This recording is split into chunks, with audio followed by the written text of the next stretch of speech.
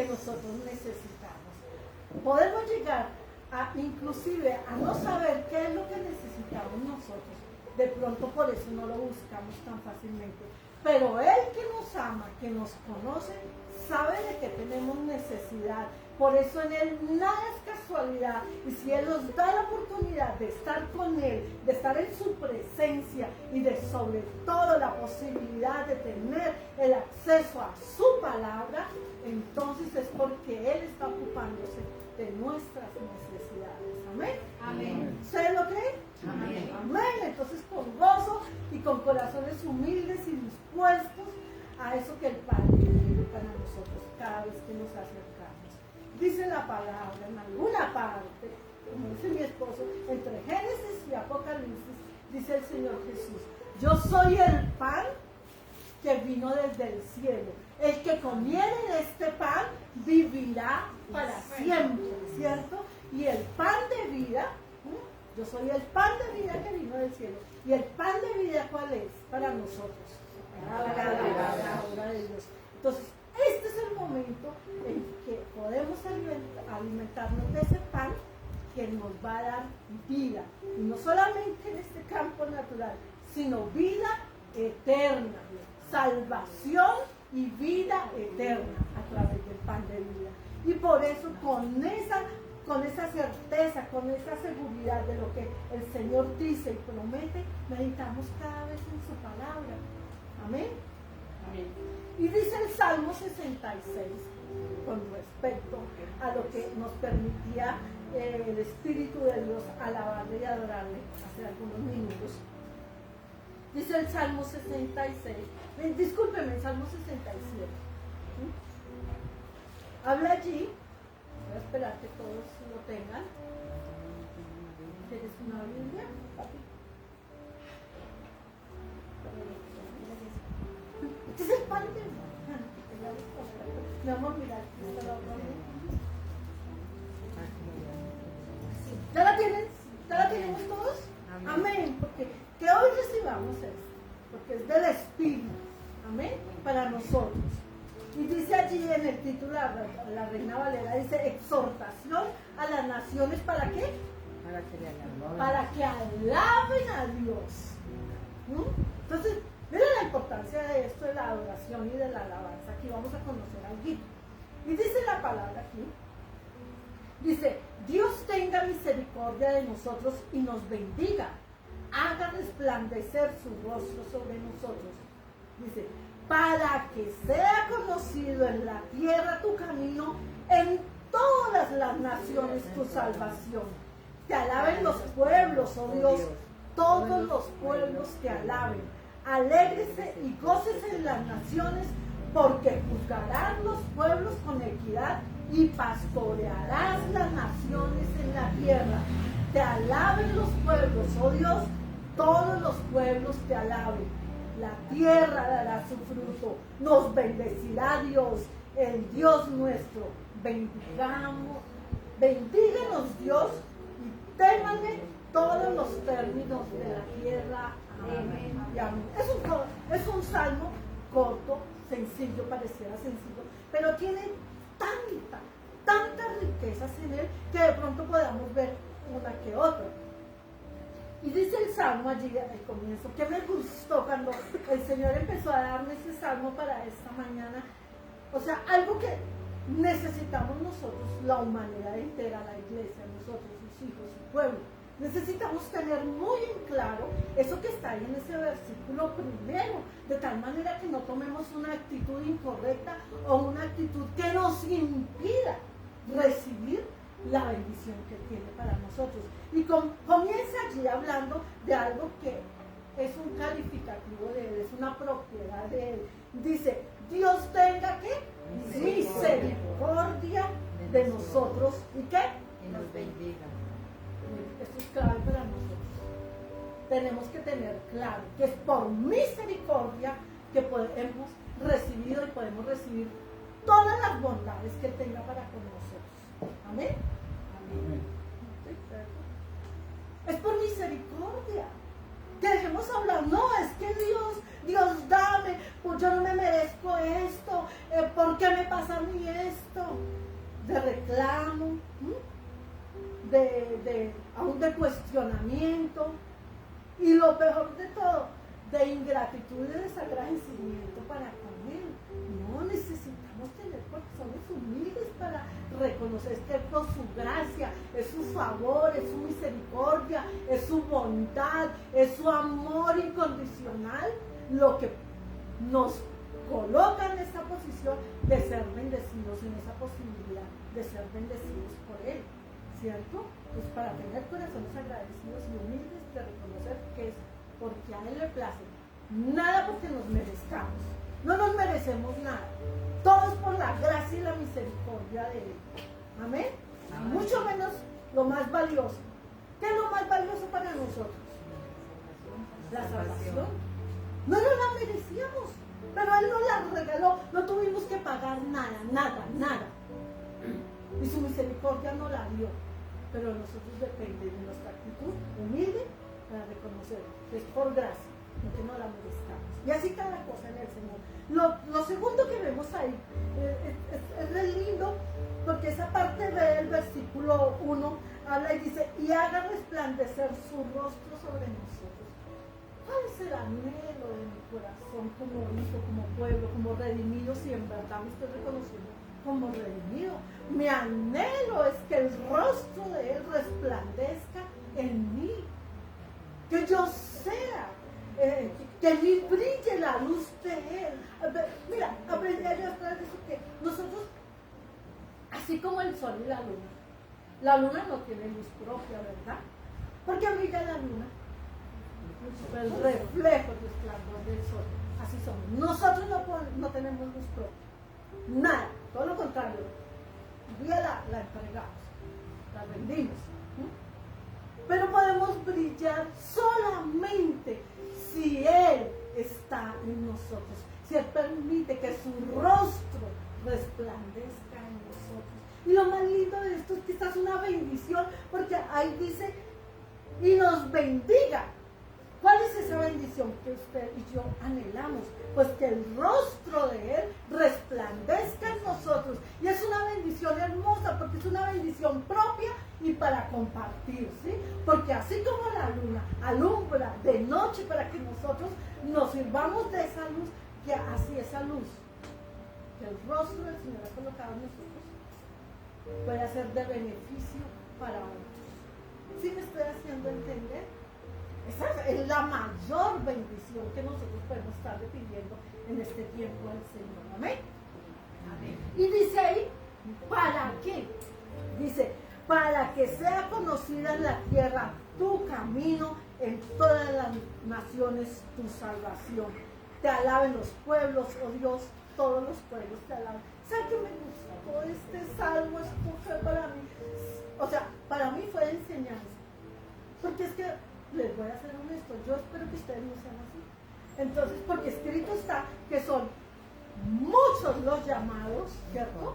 Somos muchísimos y pocos los escogidos. Entonces ya uno como que entra, no, sino ya sabemos que somos poquitos. Ese no, porque es que mire, eso es lo que hace, mire cómo se comporta, está endemoniado, él prefiere adorar a Satanás, en fin.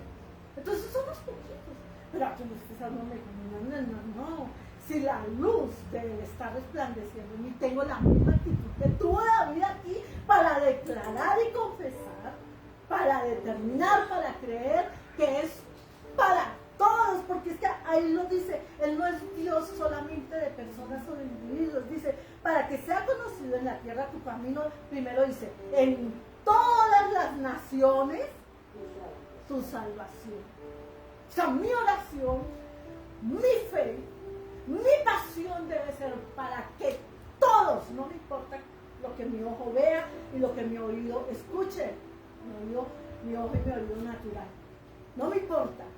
Yo tengo, o sea, si en verdad está esa gloria de Dios, esa luz de mí resplandeciendo, mi deseo, mi misericordia, mi oración, mi compasión, es para que todos seamos salvos. Porque es que escrito está, el Señor Jesucristo dijo que Él había venido para que todos, ¿qué? Todos, pues no salvos.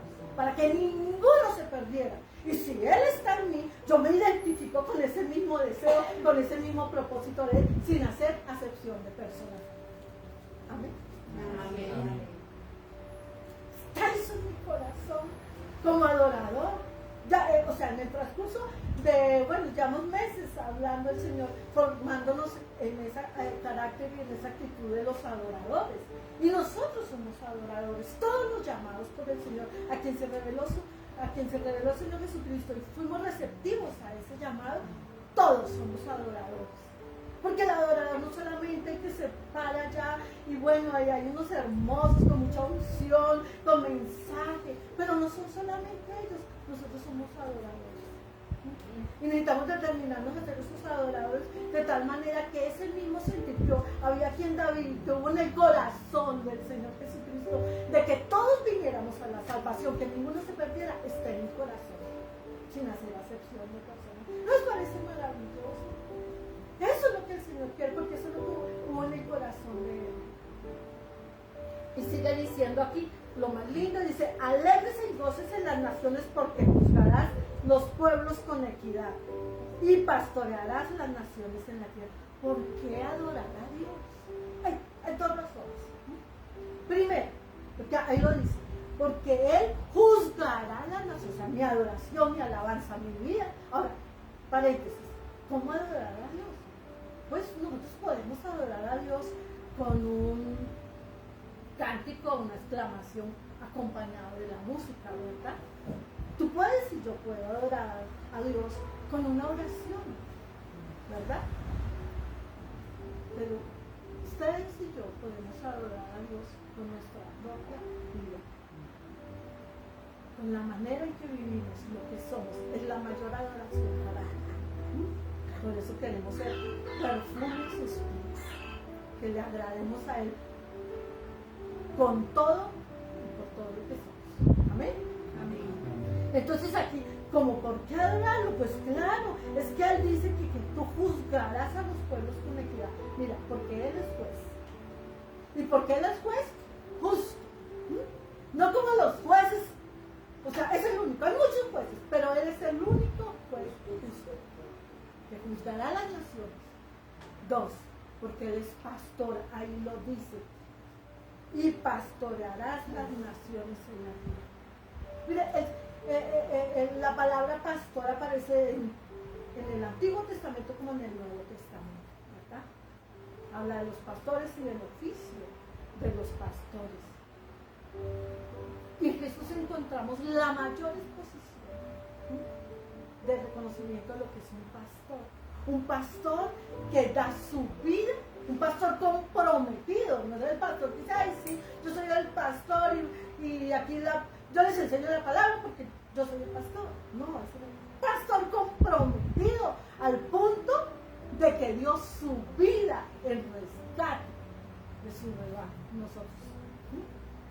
Entonces, ese es el pastor. Por eso tenemos que adorarlo.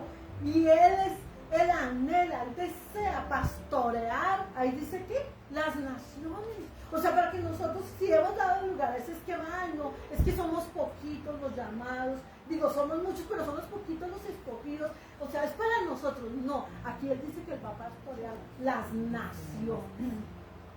Entonces tenemos que abrir esos puertos. Salvación para todo el que veamos. Porque no lo estamos mirando nosotros, porque los miramos con los ojos del Señor Jesucristo. Esos mismos ojos que nos miran nosotros con misericordia, y nos permitió conocerlo y recibir ese regalo de salvación, de redención para vida eterna. No es un regalo que tenga un término, es vida eterna. Entonces, ¿cómo no mirar a nuestro entorno con esa misma mirada, con esa misma expectativa, con ese mismo propósito, con esa misma fe? De que yo, mi casa, el vecino, el de más allá, el que hoy reniegue contra Dios, para él hay esperanza. La palabra dice que aún para el que vive, ¿hay qué? Hay esperanza. Entonces, ¿quiénes somos nosotros para determinar quién sí o quién no? No, nosotros tenemos que estar impregnados de la luz, de lo que hay en Él, por amor a nuestro prójimo también. ¿Cuánto más nuestras familias? cuánto más nuestros vecinos, nuestros amigos. Hay amigos que son mejor que un hermano. Entonces, pero no conocen al Señor. Entonces, ¿cómo no tenerlos ya tiqueteados con salvación y vida eterna? Eso es adoración que sale de mi corazón. Esa es la manera también como adoramos al Señor. Amén. Amén. Dice 6. Dice la tierra, mire, los frutos de la adoración. Yo no sé cómo hasta el día de hoy usted haya experimentado esos tiempos de adoración, de alabanza, ya sea cuando está aquí en la iglesia o cuando está en su lugar secreto, en su tiempo de comunión con el Señor. Yo no sé usted con qué expectativa, con qué propósito lo haya hecho, pero aquí hoy la palabra me enseña que mi adoración, mi alabanza, da un fruto. Es un fruto de bendición para nosotros. Dice, la tierra dará su fruto, nos bendecirá Dios, el Dios nuestro. ¿Usted quiere ser bendecido? ¿Usted necesita ser bendecido? Amén. Nuestra vida de adoración a Él abre compuertas para que esa bendición venga sobre nuestra vida, sobre nuestra casa, sobre nuestra familia, sobre esta tierra.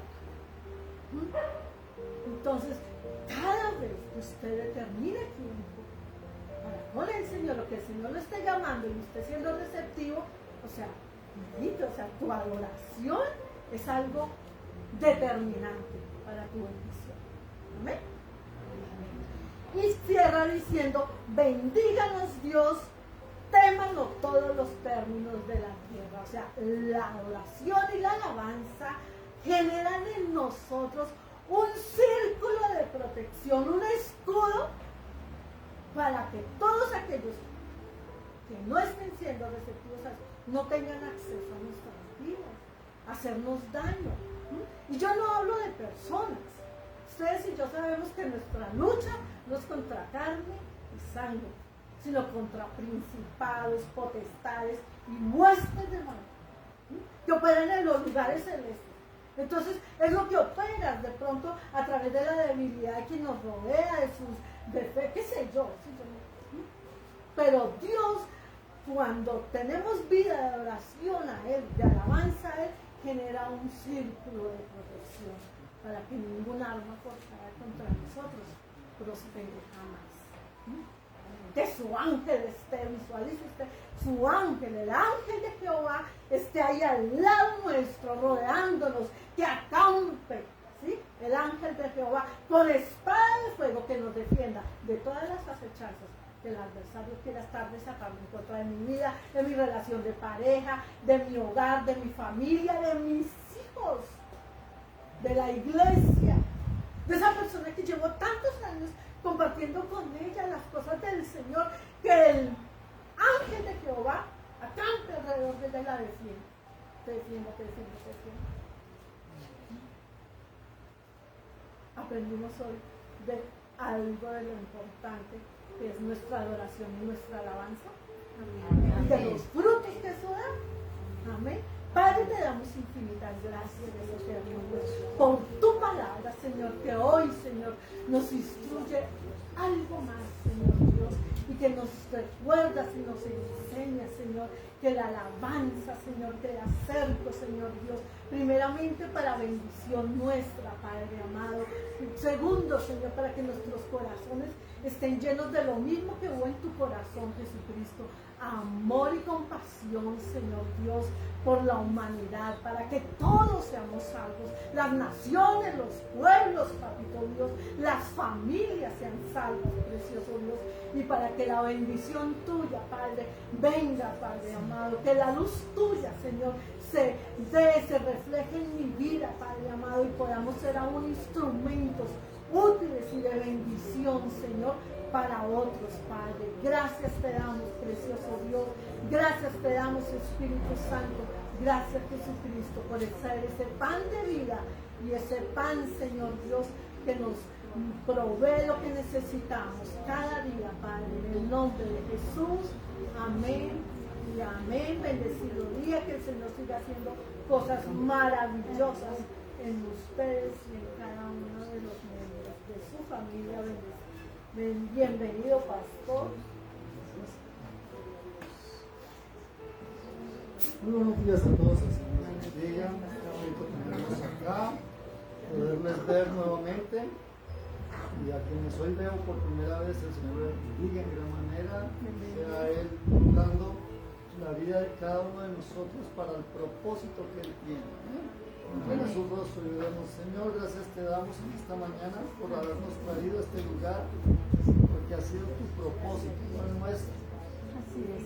Ha sido tu voluntad y tú aún colocaste en nosotros el querer como el hacer de venir a este lugar. Ahora te pedimos, háblanos. Permítenos entender el mensaje y saber que tú estás llamando a mi corazón, estás tocando la puerta de mi vida para bendición como nos has hablado en esta mañana. Mira que te lo pedimos en Cristo Jesús. Amén. Y amén. Bueno, vamos a continuar en esta mañana este estudio. Esto no es una enseñanza, es un estudio sobre por qué se habla de que Israel es el reloj profético al mundo, de las naciones. Y hoy veremos el cuarto punto, que es Jesús y el tabernáculo de Israel. Y es que es muy importante entender cómo Dios desde el principio nos ha estado hablando lo mismo. O sea, el ser humano tiene por tendencia la debilidad de escuchar y no guardar, sino que, como nos dicen a veces los padres, nos entra por un oído y nos sale por el otro. Entonces Él ha sido reiterativo en todo tiempo, por eso nadie podrá decir es que yo no sabía, sino que siempre vamos a tener que reconocer que Dios todo el tiempo nos habló, que quizás no nos interesamos por escudriñar. Eso es como cuando uno está en la universidad, entonces le colocan determinadas materias, hay unas que nos gustan y hay otras que no, y a las que no nos gustan las pasamos raspando por pura chiripa. ¿Por qué? Porque no nos interesamos en ellas, pero resulta que son fundamentales. Entonces lo mismo sucede con nosotros, los hijos de Dios, con los creyentes. Y es que, como les decía, estamos aprendiendo cómo las Escrituras o la Biblia nos anuncia permanentemente todo lo que ha de suceder. Imaginen que en el mundo la gente se gasta miles de millones de dólares queriendo conocer el futuro. Y en la Biblia está todo escrito. La guerra que hoy se está viviendo en el mundo está profetizada, está escrita. Y está escrita hace más de 2500 años. ¿Sí? Entonces no hay necesidad de ir ni al chamán, ni al brujo, ni mirar el horóscopo. ¿Quieres saber lo que va a pasar? Ve acá, escudriñemos. Entonces, imagínense que hace 8 días les hablaba sobre Moisés, ¿verdad? Cómo Moisés llega y es llamado, y este hombre, tenemos como referencia que abrió el mar con una vara, abrir un mar, sacó al pueblo a libertad. Cuando el Señor lo llama y le dice, bueno, listo, ya salimos de esclavitud, estableció la Pascua, que hace 8 días hablamos sobre cómo fue que se instituyó la Pascua, pero luego el Señor le dice a Moisés algo tremendo. Le dice que necesita hacer un tabernáculo. La palabra tabernáculo es casa de vida. La casa de vida, eso significa tabernáculo. En el pasado también se le conocía como la casa de oro o casa de Dios. Entonces hoy vamos a escudriñar cómo Dios el Padre a través de Moisés nos anuncia miles de años antes que iba a enviar a su Hijo Jesucristo a través del tabernáculo. O sea, cómo una edificación nos habla del Hijo de Dios. Y entonces vemos aquí que Isaías, cuando habló de Jesús, en orden cronológico está Moisés y Isaías está como por aquí y Jesús está como por allá, en el tiempo cronológico. Entonces, cuando Isaías años después de Moisés, anuncia a Jesús. Mire lo que dice en Isaías 53:1. Lea conmigo. ¿Qué dice la palabra sobre Jesús? El profeta Isaías dice lo siguiente. 53:1. Dice así: ¿quién ha creído a nuestro anuncio? Los mismos que hoy están creyendo. O sea, ¿por qué hace la pregunta?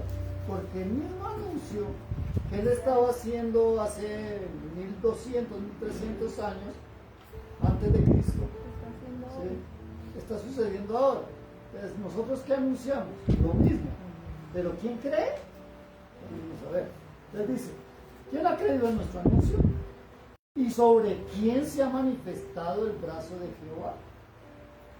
Subirá cual renuevo de y como raíz de tierra seca. No hay parecer en él, ni hermosura le veremos, más inatractivo para que le deseemos. Cuando uno habla de Cristo, y cuando en el tiempo en que el Señor vino, todo el mundo estaba esperando un Dios rey, un Dios todopoderoso que iba a libertar al pueblo de Israel de la esclavitud romana. O sea, todo el mundo dice que el Imperio Romano, pero el Imperio Romano tenía esclavos a todo el mundo, los conquistaba y los ponía a pagar impuestos y los ponía a trabajar, ¿sí? Entonces, en ese entonces, cuando el Señor es anunciado, todo el mundo creía, y el pueblo judío por eso no cree. Los judíos no creen que Jesús es el Hijo de Dios por esa razón, porque ellos esperaban era un Dios que los libertara del yugo de los romanos. Pero llegó fue uno hablando de amor y paz, hablando de que nos perdonáramos, que nos arrepintiéramos, que nos reconciliáramos con Dios.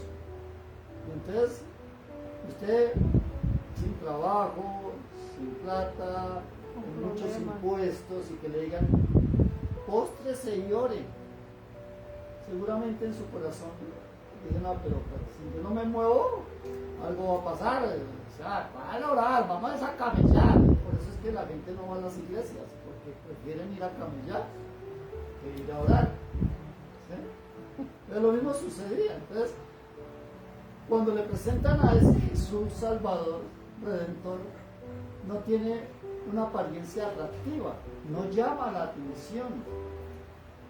¿Qué era lo que llamaba la atención?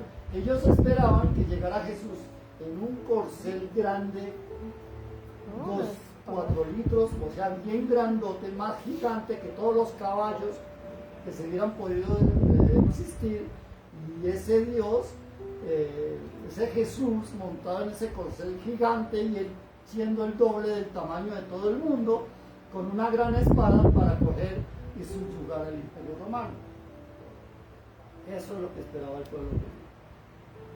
Por esa razón no creyeron en él. Por eso uno de sus discípulos, que era celote, que era un guerrillero, que se llamaba Judas, lo vendió, porque en su pensamiento estaba: si este es el Hijo de Dios, de seguro cuando lo aprendan va a mandar a llamar a los ángeles y lo van a liberar. Pues resulta que no, sencillamente se cumplió una palabra que también estaba escrita. ¿Cuál? Esta de Isaías, que dice que subirá cual renuevo delante de él, como raíz de tierra seca, no hay parecer en él ni hermosura, y le veremos más inatractivo para que le deseemos. Despreciado y desechado entre los hombres, varón de dolores, experimentado en quebranto, y como que escondimos de él el rostro, y fue menospreciado y no lo estimamos. Y ciertamente él llevó todas nuestras enfermedades, sufrió nuestros dolores, y nosotros le tuvimos por azotado y por herido de Dios y abatido. Mas el herido fue por nuestras rebeliones, molido por nuestros pecados, y el castigo de nuestra paz fue sobre él, y por su llaga fuimos nosotros curados. Todas esas características lo hacían poco atractivo, pero no entendimos que todo lo que él hizo era para tomar el lugar de cada uno de nosotros, para que nosotros no padeciésemos ese castigo. Es como cuando los padres dan consejo. Hijo, no haga esto porque mire que yo viví lo mismo y le puede pasar lo mismo. Es para evitarlo. Entonces, ¿qué hizo Jesús? Evitarnos el castigo. Por eso no era atractivo. Cuando volvemos, cronológicamente nos devolvemos, llegamos otra vez a Moisés. Y entonces el Señor llama a Moisés y le dice, oiga, Moisés, venga que necesito hacer algo. Y entonces le va a ordenar hacer un tabernáculo, pero muy por el contrario a lo que sucedió con Jesús. Dios Padre ordena a Moisés hacer un tabernáculo que era, y lo voy a colocar en contexto. Imagínense ustedes, estamos en el desierto, salen 5 millones de personas de Egipto. Vamos a suponer que en ese entonces las familias eran grandes, y entonces cada familia era una carpa. ¿Cuántas carpas tendrían que haber entonces? 5 millones de casas. 500.000 carpas. ¿Sí? ¿Y cómo serían esas carpas?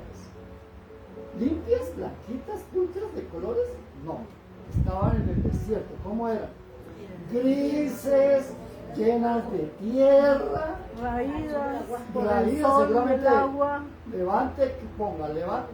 ¿Ha ido al camping alguna vez? Saca la carpa y la primera vez se ve bonita. La segunda y usted encuentra hasta cucarachas viejas que quedaron muertas del paseo anterior. Imagínense ustedes ese quitar y poner. Ahora, cuando usted mira 500.000 carpas, imagínense en un dron. Subió el dron. Mira hacia abajo. 500.000 carpas. Todo gris. Resulta que cada vez que armaban el campamento lo tenían que hacer en forma cuadriculada. ¿Por qué? Porque en el centro iba el tabernáculo. Y entonces 130.000 carpas hacia el norte, 130.000 carpas hacia el sur, 130.000 al este y 100. ¿Cómo era el espectáculo? Tremendo, y un poco de casitas. Pero ¿por qué se distinguía esta casa y por qué en el centro? ¿Por qué no era en un extremo? ¿O por qué no apartaba? ¿Por qué tenía que ser en el centro? ¿Por qué la orden era en el centro? Y es que aquí tenemos que entender que Dios, el mensaje que ha querido mandar es que siempre ha querido estar con nosotros. Dios quiere estar con nosotros y este pueblo lleno de tierra, llena de cosas, Él desea que estén junto a Él. Dios siempre ha buscado la intimidad, la relación. Por eso, lo celestial desciende a la tierra. ¿Qué similitud encuentra usted en esto? Con Jesús. Que Jesús, dice el libro de Efesios, que Jesús, siendo el Hijo de Dios, estando sentado en el trono de los cielos, no tuvo cosa alguna que aferrarse y descendió y habitó entre nosotros como hombre. Ahí está plasmado en el tabernáculo lo que Jesús vendría a ser. Y entonces volvemos y elevamos el dron y vemos las carpas. Y en el centro una carpa que se distingue. Pero es un cuadrado más o menos de, calculo yo, 70, 80 metros de largo por 30, 40 de ancho. Y en ese cuadrado está tapado con lonas muy blancas, con un poste cada 5 metros y bien templadita que la rodea. Y al frente una gran puerta en colores. Luego hay otros implementos, pero más al centro está una tienda grande. Pero cuando tú la miras desde arriba, se ve son un techo no muy bonito, porque esos son pieles de tejones, pieles de animales para que no se filtre el agua. ¿Sí? O sea, todo tiene una razón de ser. ¿Ustedes recuerdan qué fue lo que se sacrificó y con qué pieles fue que el Señor cubrió a Adán y Eva cuando pecaron? No, ellos se cubrieron con hojas. Cuando Dios los cubrió, mató los corderos inocentes para hacerles ropa. Este tabernáculo también tiene pieles, que no son llamativas, no son bonitas, pero cumplen una misión de ser. Y entonces, cuando vemos todo esto, esa casa o ese tabernáculo, ¿cómo es que significa tabernáculo? Tienda de vida. ¿Y en dónde estaba? En el centro. Ustedes saben por qué en todo pueblo que se fundaba o se fundaba en el pasado, ¿qué había en el centro del pueblo? Estaba la plazuela, la iglesia y la alcaldía. Ese era el centro. Y casi el centro de toda ciudad tiene esos tres elementos, que es lo que representa al pueblo, la plaza, el orden, La alcaldía, la ley. la ley civil o el gobierno y la iglesia. Directamente, siempre en la retina del ser humano ha estado presente que Dios debe de estar en el centro. ¿Sí? No solamente, ¿y de dónde viene eso? De tiempos muy antiguos. Pero cuando esto sucede, vemos que en la tienda el propósito de Dios es que esa tienda traiga vida a quienes la rodean, en medio de sus vidas llenas de turbación, de necesidad, porque recuerden que la vida no es fácil, todos tenemos una vida, y la vida, si cada uno se sentara a contar sus cuitas, empezaría a hablar de cosas difíciles y empezar uno a hablar de, uy, es que a mí me ha tocado duro, y entonces uno dice, ah, sí, a mí también, uy, no, pero si me contan, entonces cada uno tiene sus propias experiencias, y en últimas empieza a darse cuenta y puede decir, pero ¿sabe qué?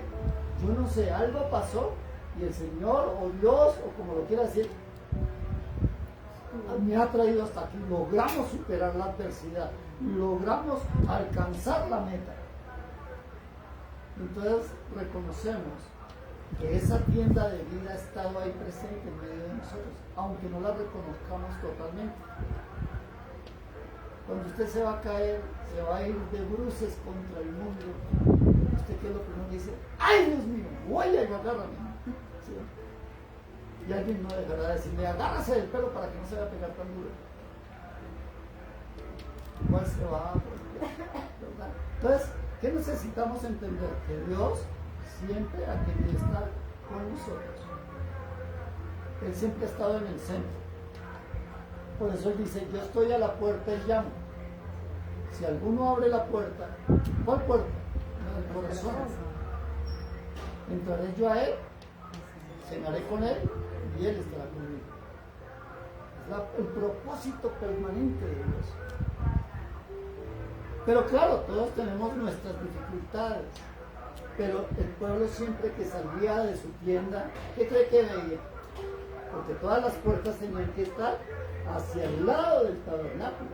Entonces cada vez que la persona abría la empezó, ¡uy! ¡Ah, un nuevo día! Abría la puerta y ¿qué cree que veía? El Que tabernáculo allá de había un vida. tabernáculo. De vida. Ya estaba el tabernáculo. Entonces, cuando uno ve, ¡ay, Dios mío! Gracias por este nuevo día. Soplaste aliento de vida, no amanecí tieso. Que no pude levantar nuevamente. Gracias. Tabernáculo.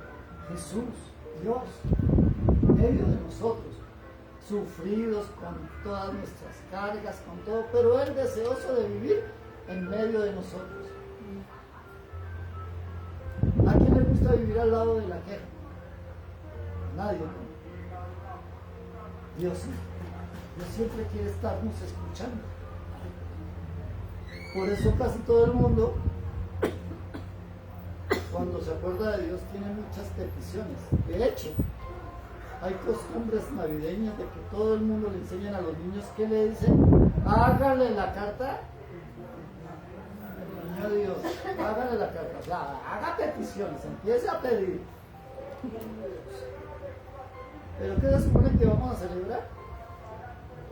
El nacimiento de Jesús. ¿A quién se le da regalos cuando se celebra? Al cumpleañero. ¿Y cómo es que ahora el cumpleañero nos tiene que dar a nosotros? ¿No se supone que nosotros tendríamos que llevarle a él? ¿De quién es el día? ¿De nosotros o de él? ¿Qué celebramos? Entonces lo volteado que está el asunto. Y entonces aquí es donde nosotros necesitamos seguir comprendiendo de que Dios, a pesar de nuestras quejas y a pesar de todo lo que podamos llevar en carga, Dios quiere estar contigo. Dios siempre está ahí llamándote. Oye, escucha mi voz. Y a veces nos pondrá en el límite, en donde veremos y tendremos que aceptar que no podemos hacer nada, que no mire, usted puede tener la plata del mundo y vendrá un momento en que usted se dará cuenta que la plata no le sirve para nada. Escuchaba el testimonio de un cantante de reggaetón, yo no sé si era Don Omar o Daddy Yankee, nada así, que se convirtió al Señor o entendió el mensaje del Señor, en donde su hijo iba a morir. Y tuvo un proceso difícil, y creo que el niño murió. Ese fue otro, no es que hay otro. ¿Hay otra? Sí, es que a todos, por eso les digo, el Señor un día nos va a poner en el filo de la vida y nos va a decir, ¿de qué te ufanas? ¿En qué crees que tienes fuerza? ¿Es tu juventud? No importa qué tan joven seas, te puedes ver enfrentado a una dificultad tan grande en la que te ves impedido a solucionarlo. Te vas a tener que decir, Dios mío, ayúdame. Y peor aún cuando se trata de un ser amado, un hijo, un hermano, un padre, que le dicen, ya no va más. ¿Y qué tiene que decirle? Señor, ayúdame. Este dolor no lo entiendo, no lo soporto. Me abruma. Ayúdame. Acudiremos a ese que quizás no habíamos tenido en cuenta hasta ese momento. Pero lo más hermoso es que vas a poder comprobar de que Él sí está ahí. Que Él está ahí en el centro. Y no importa cómo esté tu carpa, no importa cuál sea tu situación, Él sí te va a responder. Amén. Porque solamente es que tú le digas, Dios, ayúdame. Porque en ese instante estás reconociendo lo que no habías reconocido quizás antes. ¿Qué es lo que quería Dios? ¿Y qué es lo que sigue queriendo Dios? Que tengamos intimidad con Él, que le cuentes tus problemas. Con mi esposa estamos viviendo un tiempo que nunca habíamos vivido. Nunca pensamos que lo íbamos a vivir. Y era vernos sin nuestros hijos. Y peor aún, verlos alejados. Después de tenerlos por años y años ahí pegados.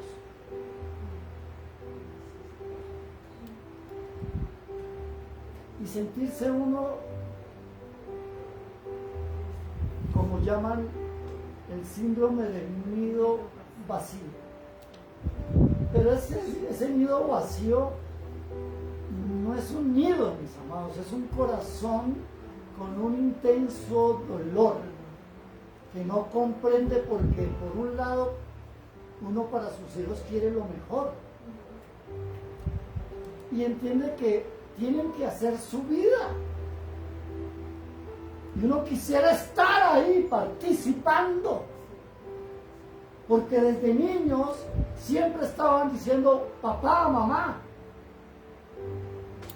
Y un día darnos cuenta que ya no les somos útiles. Y no porque se lo empeñen, yo lo entiendo, no es que ellos se lo estén proponiendo, es que necesitan tener alas para volar y hacer sus vidas como un día lo hicimos nosotros. No podemos hacer nada. Otra cosa que aceptarlo, y así podemos un poquito entender el abandono que le hemos hecho a Dios.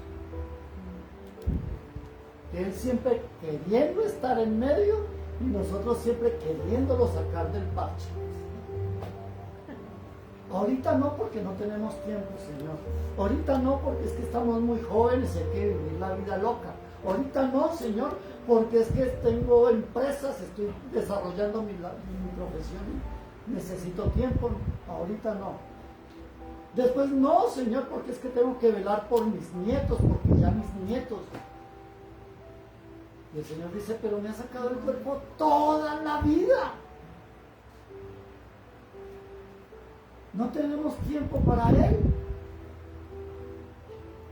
Pero Él está dispuesto. Que aún en el momento en que estemos solos, ¿sabe quién va a estar ahí? Dios. El mundo te va a abandonar.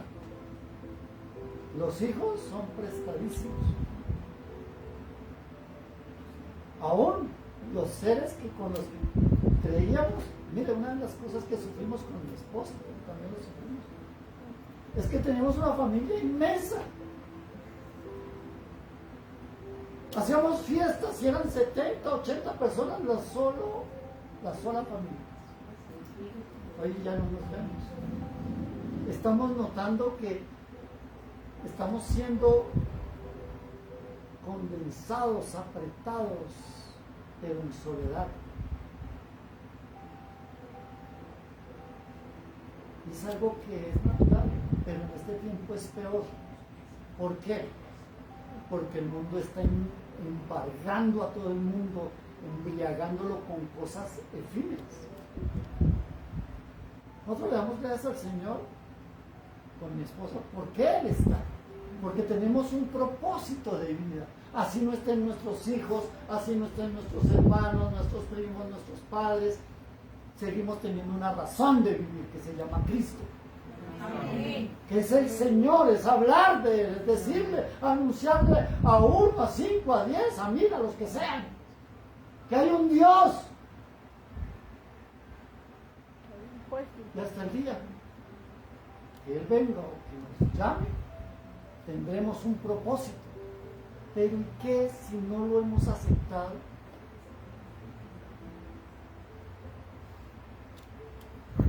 Yo me pregunto con mi esposa, ¿qué sería de nuestras vidas en este momento en que sentimos tanto abandono de la familia?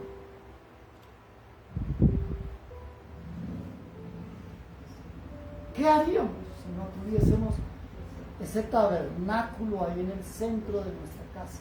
Amén. En nuestro corazón. Quiero decirle que eso, si usted no cultiva una relación con Dios ahora, el día que fallen, que falten, que ya no estén, entonces te verás tan solo que querrás morirte de pura tristeza.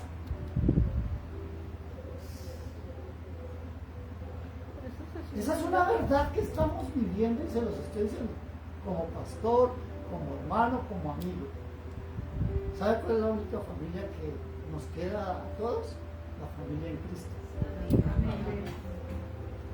Los que nos frecuentamos más que con otros, porque cada 8 días nos vemos para hablar, estar de rodillas en torno del único y verdadero Dios. Amén. De eso es que les quería hablar, y de lo que ha estado hablándonos el Señor desde siempre. Por eso el tabernáculo, porque Dios ha querido estar con nosotros. ¿Cuándo? Siempre. A pesar de que nuestras carpas no armonicen con la de Él, Él siempre ha querido estar. Y la ha hecho tan llamativa que eso lo vamos viendo lentamente. ¿Sí? Por eso mire lo que el Señor expresa en Apocalipsis 21:3. Si usted quiere saber cuál es el deseo más íntimo de Dios, es este. Apocalipsis 21:3. Dice, y oí una gran voz del cielo que decía, he aquí el tabernáculo de Dios con los hombres. Él morará con ellos, y ellos serán su pueblo, y Dios mismo estará con ellos como su Dios. Ese es el anhelo y el deseo del Señor todo el tiempo. Estar entre nosotros, el acompañarte. Uno escucha muchos testimonios del menosprecio hacia Dios y cómo esto trae consecuencias. Entonces, no sé si ustedes habrán visto en YouTube, en las plataformas, testimonios como el de unos chicos que llegan a la casa en un carro y van a recoger a otro compañero porque se van de rumba, y entonces la mamá le dice a la niña antes de que salga, mi amor, que el Señor vaya con ustedes. Y la chica contesta, pero irán en el baúl porque el carro está lleno. Mira menosprecio. Y dan el testimonio y dice, y el carro se estrelló. ¿Y sabe cuál fue el único lugar que quedó bueno? El baúl.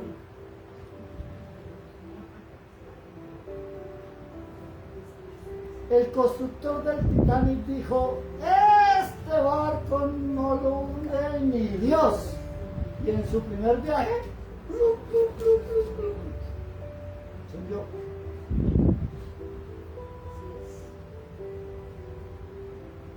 Hace unos pocos años, nuestro comandante Chávez dijo,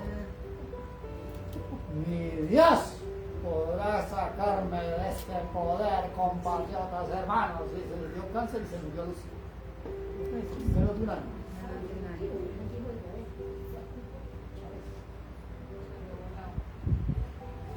Hermanos, no hay mejor compañía que Dios. Es la que tenemos que buscar cada mañana. No busque chocolate solo, no. Todos dicen, no, lo primero es mi chocolatico solo. No. Busque a Dios. Por eso le envío cada mañana un devocional, para que tenga comunión con Él todos los días en la mañana. Encomienda a Jehová tus caminos y Él enderezará tus veredas. No seas sabio en tu propia opinión. Teme a Jehová y apártate del mal, porque Él será medicina para tus huesos. Amén. Y refrigerio para tu alma. Amén, gloria a Dios. Ahora, dice la palabra que todo esto que les he contado es solo sombra de lo que ha de venir. O sea, el tabernáculo era sombra de Cristo. Cristo es sombra de lo que ha de venir próximamente. ¿Sí me estoy dando a entender? Mira lo que dice el libro de Hebreos. Hebreos está en Apocalipsis, devuélvase unas poquitas hojas. Hebreos capítulo 9, versículo 23 y 24. Dice, fue pues necesario, hablando de Cristo, que las figuras de las cosas celestiales fueran purificadas. Está hablando de Cristo, así, pero las cosas celestiales mismas con mejores sacrificios que es. Hebreos 9, 23 y 24. Porque no entró Cristo en el santuario hecho de mano, figura de lo verdadero, sino en el cielo mismo, para presentarse ahora por nosotros ante Dios. O sea, tenga presente esto. Lo que dijo Moisés, lo que se profetizó es Isaías, ¿se cumplió? Sí. ¿Cuándo? En Cristo Jesús. Lo que Cristo Jesús hizo, que fue la salvación, darnos salvación y vida eterna, ¿cuándo se va a cumplir? Cuando regrese Entonces, en su segunda venida, ese lugar, eso que era símbolo de lo que era celestial, se ha de cumplir. Entonces, ¿dónde creen que vamos a vivir? ¿Para dónde vamos? Si no somos de este mundo, si nuestra ciudadanía es celestial, ¿para dónde vamos? Para el cielo. O sea, usted, mire, el rico de ahora de moda, Enoch, él está vendiendo pasajes para ir a darle una vuelta a la luna. Cristo nos tiene invitados a un paseo interespacial, interplanetario en su reino. No se ponga a ahorrar para esas cosas, más bien honre a Dios, que Él ya le tiene preparada una silla para echar por arriba. El viaje celestial. Ese viaje celestial. Aleluya. ¿Cuántas veces no tuvimos el deseo de viajar en avión? ¿Sí? Y lo logramos. Ahora, ¿no hay un deseo de viajar en una nave interespacial? Pues usted tendrá esa oportunidad, mis amados. ¿Por qué? Porque Dios quiere cumplir eso que vino y profetizó a través de Moisés, de vivir en medio de nosotros. Y nosotros en torno de Él se cumplirá en el reino de los cielos. Y en breve. Por eso, cuando leemos en el libro de Apocalipsis, vamos a ver que el Señor estableció que se hiciera la casa o el tabernáculo, pero esto no podía ser por inspiración de hombres, sino era inspiración de Dios. Por eso Dios le da a Moisés, desde el capítulo 25 de Éxodo, Dios hace esto. Y quiero dejar este pedacito hasta ahí para... Vaya al libro de Éxodo, al capítulo 25. Porque esto no es algo que se lo inventaron los hombres. Yo quiero que tengamos en cuenta esto. Eso que tradicionalmente se ha hecho en los pueblos, cuando les decía de la alcaldía, la plaza y la iglesia, esto no es algo que le nació a un hombre. Porque ahora todo lo de Dios, el hombre sin fe quiere desmentirlo todo y decir que eso era el negocio socio. Era el negocio de la religión, el gobierno, para subyugar al pueblo. No, esa no era la idea original. Y no será la idea que establecerá Dios. Sino que, como era idea de Dios, solo se podía hacer a la manera de Dios. Y por eso, en el capítulo 25 de Éxodo, empieza el Señor diciendo, dice, Jehová habló a Moisés diciendo, di a los hijos de Israel que tomen para mí ofrenda de todo varón que la diere de su voluntad. Nada es obligado. Cuando la gente dice, no, es que los diezmos, las ofrendas, ese es el negocio de los pastores, no. Ese es su negocio. Porque es la propuesta que Dios le hace para prosperarlo a usted, no a mí. ¿Sí? Y entonces por eso le dijo Moisés, ve y dile al pueblo que tomen mi ofrenda de todo varón que la diere de su voluntad y de su corazón, y tomaréis esa ofrenda. Esta es la ofrenda que tomaréis de ellos: oro, plata, cobre, azul, púrpura, carmesí, lino fino, pelo de cabras, pieles de carnero teñidas de rojo, pieles de tejones, madera de acacia, aceite para el alumbrado, especies para el aceite de la unción y para el incienso aromático, piedras de onís y piedras de engastes para el efod y para el pectoral, y harán un santuario para mí y habitaré en medio de ellos, conforme a todo lo que yo te muestre, el diseño del tabernáculo y el diseño de todos los utensilios, así lo haréis. ¿Qué fue lo que hizo Dios? Dios diseñó todo, pero nos hizo partícipes. ¿A través de qué? De las ofrendas. Entonces, cuando usted es tocado por el Señor, Él le inquieta y le dice, mira que te tengo un negocio. Yo quiero que tú me reconozcas como tu Señor y tu Dios. Y yo te voy a bendecir en gran manera. Pero de todo lo que yo te bendiga, tú traerás mi honra para mí. De esa manera construiré el tabernáculo. Como es obra de Dios, cuando las personas tienen fe, no es algo que nazca de ustedes, es que Dios lo está colocando en ustedes. Porque nadie cree en Dios si Dios no lo quiere. Amén. ¿Sí estamos entendiendo? Eso es potestativo de Dios. Cuando yo soy sensible a esa voz, a ese llamado, entonces tomo mi ofrenda, lo que el Señor me demanda, para establecer y constituir el tabernáculo. En ese entonces era el tabernáculo físico. ¿Sí? Y entonces le dice a Moisés que va a tener que usar oro, de todo eso. Y lo más tremendo es que él le da la señal de todo lo que tenía que hacer, milímetro a milímetro. Todas las cosas bien diseñadas, con medidas, pesos, materiales, todo.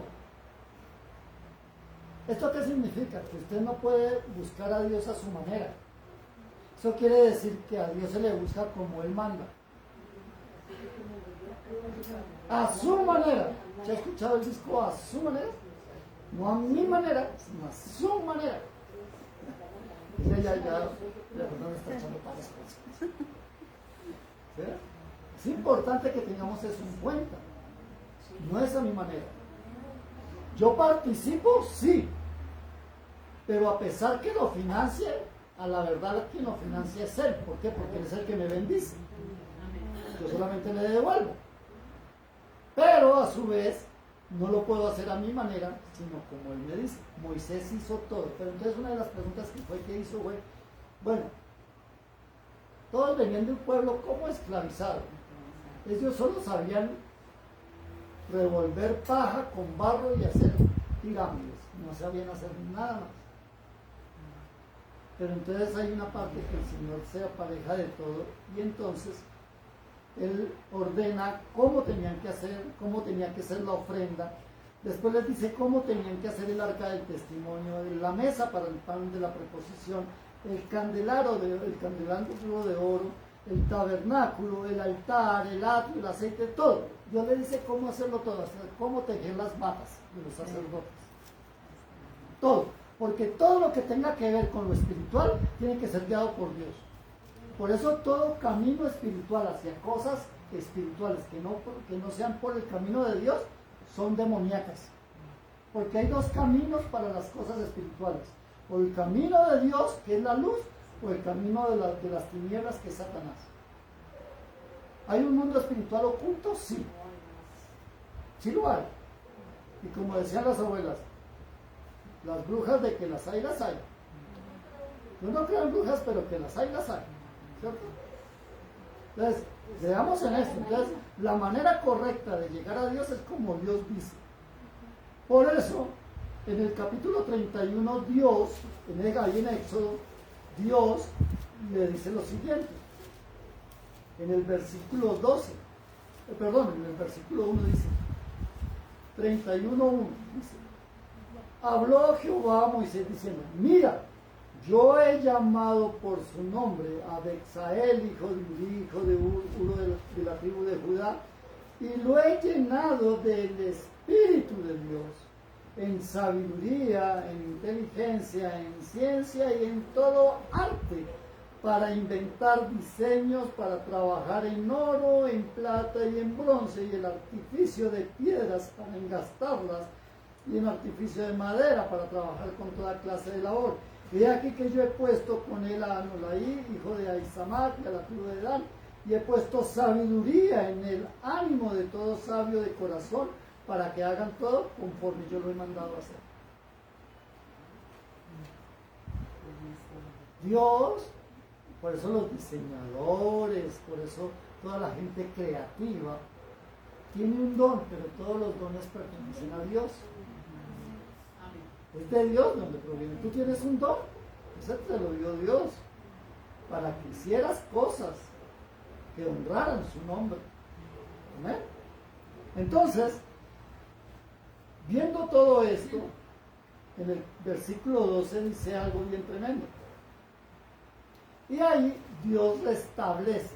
¿Recuerdan ustedes qué hizo Dios en Génesis capítulo 3 cuando terminó de hacer los cielos y la tierra y todo lo que en ellos había? Dijo, y en 6 días hizo Dios los cielos y la tierra y todo lo que en ellos había. Y dijo Dios que en el 7º día sería día de reposo. ¿Para qué? ¿Para irnos a dormir? ¿Para irnos a quedar viendo TV? ¿Para irnos al partido? ¿Para qué era? Para que nos presentáramos delante de Él para darnos su reposo, no para que Él descansara. Dios no necesita descanso, no es que Él es Dios todopoderoso. Él no dice, ay, estoy agotado contra este pueblo, estos 7.000 millones ya me tienen hasta aquí. No, Él es todopoderoso. ¿Sí? Él hizo el día de reposo para que nosotros pudiésemos descansar en Él. No nos confundamos. ¿Amén? Y entonces en el versículo 12, ¿qué hace el Señor ahí? Dice, y habló además Jehová a Moisés diciendo, tú hablarás a los hijos de Israel diciendo, en verdad vosotros guardaréis mis días de reposo, porque es señal entre mí y vosotros por vuestras generaciones para que sepáis que yo soy Jehová que os santifico. ¿Para qué es el día de reposo? Para que sepamos que Él es Dios Jehová que nos santifica. ¿A qué vengo a la casa del Señor cada 7 días? A reconocer que Él es Dios y que Él es el que me santifica. Por ejemplo, ¿no? Qué hermoso. O sea, siempre recordarnos que quiere estar con nosotros. Mire, voy a hacer una comparación que no es la adecuada, pero para que lo entendamos. Usted ha visto en los grupos de amistades que siempre hay uno que quiere estar. Y muchos quieren sacarle el cuerpo. Dios pareciese que fuese ese amigo. Que Él quiere estar siempre con nosotros, pero nosotros siempre queremos sacarle el cuerpo. Hasta para la fotografía. Un poquito, hágase un poquito más para allá. Otro poquito. Más a la izquierda. Lo queremos sacar de la foto siempre. Cuando Él es el centro. ¿Amén? Ahora, ¿qué dice? Así que guardaréis el día de reposo porque santo es a vosotros. El que lo profane, de cierto morirá, porque cualquiera que hiciere obra alguna en él, aquella persona será cortada de en medio de su pueblo. 6 días trabajarás, mas el 7º día es día de reposo consagrado a Jehová. Cualquiera que trabaje en el día de reposo ciertamente morirá. Ahora usted diga, bueno, pues yo no tenía esa costumbre y aquí estoy vivito y coliendo. Pero está vivo espiritualmente. Porque la cuestión es la vida espiritual. Porque quien tenga vida y vida eterna es aquel que es espiritual. Porque no se le puede llamar vida a una condenación eterna en el infierno. A eso no se le puede llamar vida, aunque estarás vivo, eso no se le podrá llamar vida. ¿Me hice entender? Eso es importantísimo tenerlo en cuenta. Por eso vamos a dejar hasta ahí, porque esto se pone muy bueno. Pero yo sé que el tiempo pasa, y aunque nos gustaría tener una iglesia que dijera como el indiecito. ¿Se han escuchado la historia de un evangelista, un misionero que predicaba en el Amazonas? Él se llama Josué Irión. Y entonces él iba a por allá a las Amazonas. Usted sabe que si uno va a ir a un pueblo por allá en el Casanare y se demora 3 días porque hay que meterle chalupa, hay que meterle avioneta, pues este misionero se iba por allá. Y entonces cada mes había servicio. Y entonces los indiecitos salían camino de 3 días, con su barquita sobre los hombros para llegar al río. Después 6 horas remando para llegar a puerto. y les esperaba una loma. Y échenle otro día, o sea, 4 días y medio para llegar allá. Y llegaban y se encontraban con el pastor. Y el pastor les predicaba. Entonces, a las 3 horas, no como aquí, que son 1 hora y media, les decía, bueno, mis amados, mis queridos hermanos, hasta aquí terminó. Y todos los indecisos se paraban y decían, no señor, discúlpeme pastor, pero yo vengo 3 días de caminar hasta llegar al río, 6 horas remando y otras 6 horas aquí subiendo para que usted me vaya a predicar solamente 3 horas. No, aquí nos quedamos. Y todos decían, Amén. así debería de ser. Hambre y sed de Dios. ¿Sí? ¿No? Ay, pastor, ya estoy, mire, es que me vine desayunado y ya estoy ahí. Entonces, vamos a orar por 3 cosas. Porque el Señor ministre la palabra. Segundo, por la Santa Cena, porque hoy es nuestro primer domingo. Amén. Amén, vamos a orar. Padre, gracias te damos, Señor, en esta mañana por tu preciosa palabra, porque nos has hablado, Dios, que desde el principio, aún a pesar de nuestra rebeldía, nuestra rebelión, nuestra desobediencia, nuestro pecado, Señor, tú siempre has deseado estar en medio nuestro. Has querido siempre tener intimidad con nosotros, Dios, pero no lo hemos entendido, Dios. Perdónanos. Perdónanos porque siempre hemos querido alejarte de nosotros cuando nos conviene que estés a nuestro lado, Dios. Por favor, glorifícate en esta mañana. Como iglesia te pedimos, Dios, danos hambre y sed de ti, danos comprensión de tu palabra, que tu Espíritu Santo, Señor, more en nosotros y aviva el fuego de tu presencia en nosotros, Dios. Por favor, manifiéstate en esta mañana y permítenos anhelar estar en ese tabernáculo, en esa casa de vida que eres tú, precioso Dios. Que te invitemos a morar en medio de nosotros. No en vano, por eso tú has dicho que ahora nosotros somos tu templo. Porque tú quieres habitar en medio de nosotros. Por favor, glorifícate y danos cada día mayor entendimiento de tu palabra. Estos son los tiempos propicios para comprender cada vez más el mensaje de salvación y de vida eterna que tú has querido plasmar en nuestro corazón. De igual manera, Señor, queremos pedirte, porque hoy nos permites tomar la Santa Cena. Podemos recordar, Señor, por ser el primer domingo del mes, que tú hace 2000 años, Señor Jesucristo, viniste al mundo y te entregaste a ti para morir en una cruz y derramar hasta la última gota de tu sangre. Por eso queremos renovar ese pacto que tú hiciste con nosotros, Dios, para de esa manera poder recordar y establecer, Señor, el principio que tú nos has dado. Y es el de poder conmemorar, Señor, que hace 2000 años tú eres y te estableciste tú como el pan de vida, Señor. Y tú dijiste que si alguno no come de tu cuerpo, de tu carne, de tu ministerio, de tu obra, si no la acepta, Señor, no es digno de ti. Y hoy queremos, a través de este símbolo que es el pan, que representa tu cuerpo, queremos tomarlo, Señor,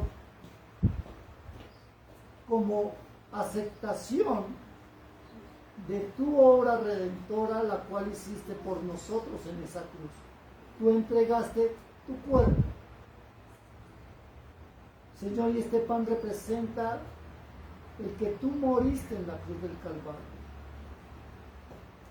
por nuestros pecados, y que así como el pan es molido en nuestros labios, en nuestra boca, Señor, así fue molido tu cuerpo allí en ese madero, Señor, por el látigo romano, por la corona de espinas, por esos clavos que traspasaron tus manos y tus pies, por esa lanza que atravesó tu costado.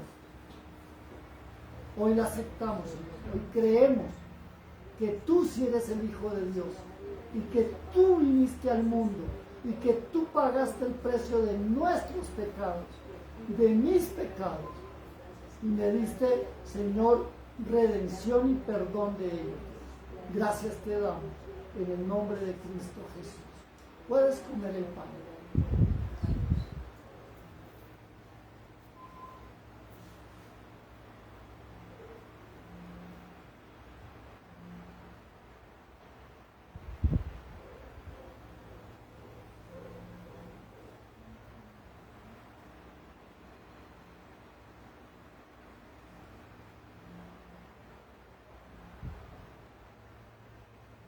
Y de la misma forma, Señor, hoy tomamos el vino, símbolo de la sangre que tú derramaste, hasta la última gota de tu sangre derramaste en ese madero,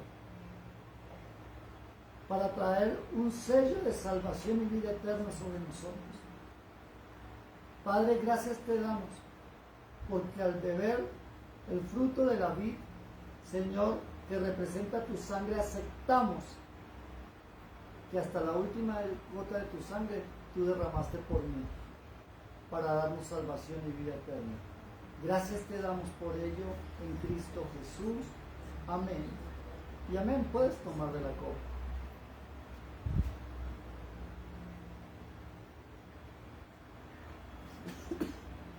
Señor, y asimismo dice tu palabra que todas las veces que comamos del pan y bebamos de la copa, la muerte tuya anunciamos hasta tu segunda venida, Señor. Y nosotros como iglesia decimos, ven pronto, Señor Jesús.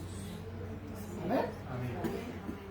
Bueno, mis amados, a los que nos siguen por Facebook Live, les deseamos que el Señor les bendiga, que el Señor les guarde, que esta palabra sea para ustedes de bendición y que sea puesta en práctica en estos tiempos. Amén. Amén.